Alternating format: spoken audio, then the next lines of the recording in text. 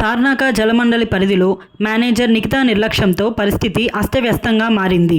డ్రైనేజీలు నిత్యం పొంగిపొర్లుతున్నా పట్టించుకోపోవడంతో ప్రజలు తీవ్ర ఇబ్బందులను ఎదుర్కొంటున్నారని ఆవేదన వ్యక్తం చేస్తున్నారు.